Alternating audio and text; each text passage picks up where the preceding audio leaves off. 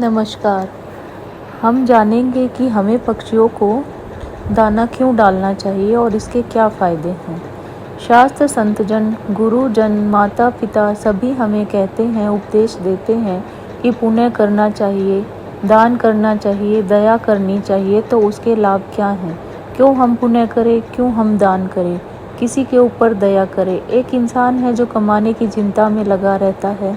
तो अब यह गए कि हम मनुष्य हैं, परमात्मा ने हमको धन भी दिया है, बुद्धि भी दिए हैं और उसका सदुपयोग करने का ज्ञान भी दिया है। तो हम अपने धन का सदुपयोग कैसे करें? तो धन के सदुपयोग के लिए शास्त्र ये कहते हैं कि गऊ को पानी पिलाए, घास खिलाइए, पक्षियों को दाना डालिए, चींटियों को आटा डालिए। ये सारी बातें क्यों? इसलिए हमारा कर्तव्य है। हर किसी जन्म लेते ही हमारे साथ में लागू हो जाते हैं।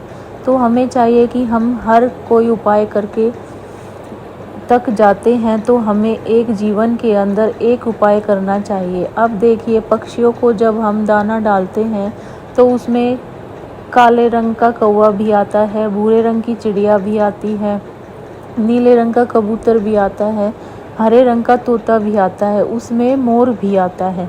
तो इन पक्षियों के जैसे जैसे रंगों के प्रतीक जो हमारे ग्रह हैं वो हमारे शांत होते हैं, प्रसन्न होते हैं। तो सबसे पहले तो हमें पुण्य की प्राप्ति होती है। दूसरे नंबर पर पक्षियों को अनाज डालना, दाना डालना, यह हमारी बीमारियों को शांत करते हैं।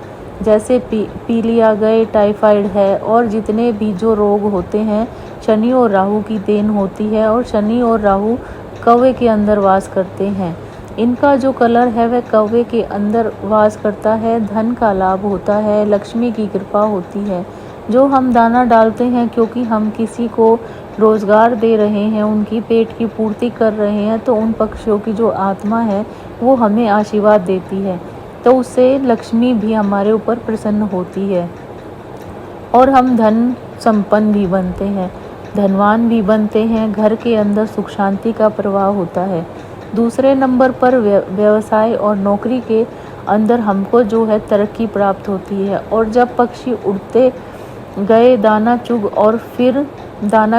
और फिर उड़े, तो इनके पक्षियों के उन पंखों की जो हवा जो वहाँ पर प्रवाहित होती है, उससे हमारे घर के अंदर हमारे लिए, हमारे ऊपर सकारात्मक ऊर्जा का प्रवाह होता है। गलत सोच हमारी नष्ट होती है, गलत दृष्टि हमारे ऊपर अर्थात अच्छा अनुभव होता है। भूत बड़े होते गए, वह भी हमारी समाज होती है और इससे बुध ग्रह और बृहस्पति ग्रह भी प्रभावित होते हैं। हमारी बुद्धि इतनी तीव्र और इतनी विवेकशील हो जाती है कि हम किसी भी कार्य में लाभ हानि का निर्णय ठीक ढंग से कर पाते हैं। योजनाएं हमारी बटी हैं, वो सरकार होती है कि विद्या की अच्छी प्राप्त जो है हमें होती है। तो और मंत्र कम क्या किया हमने, पक्षियों को दाना डाला। हमने क्या किया? पक्षियों को दाना डाला। ईश्वर का काम भी हम कर रहे हैं। कहते हैं ईश्वर हर किसी को जो है भूख जगत है, लेकिन भूखा सुलाता नहीं है। वह हमारे मध्य से उन पक्षियों की सेवा करवा रहा है और जीव जंतुओं के प्रति हमारा प्यार जो है जानता है। यह संसार सिया राम है। तोता में कबूतर, कौवा, मोर, भैंस, बकरी, भेड़, हिरण, शेर, यह सब भगवान के जो हैं एक स्वरूप है, भगवान की प्रजा है। तो हमें इनकी सेवा करना, परमात्मा की सेवा करना है और उससे हमारे सारे ग्रह दूर हो जाते हैं और हम भाग्यशाली बनते हैं, उन्नत होते हैं और भाग्य की तरफ आगे अग्रसर होते हैं। बाकी आपको और कुछ भी जानकारी की आवश्यकता है तो हम आगे लाते रहेंगे। धन्यवाद।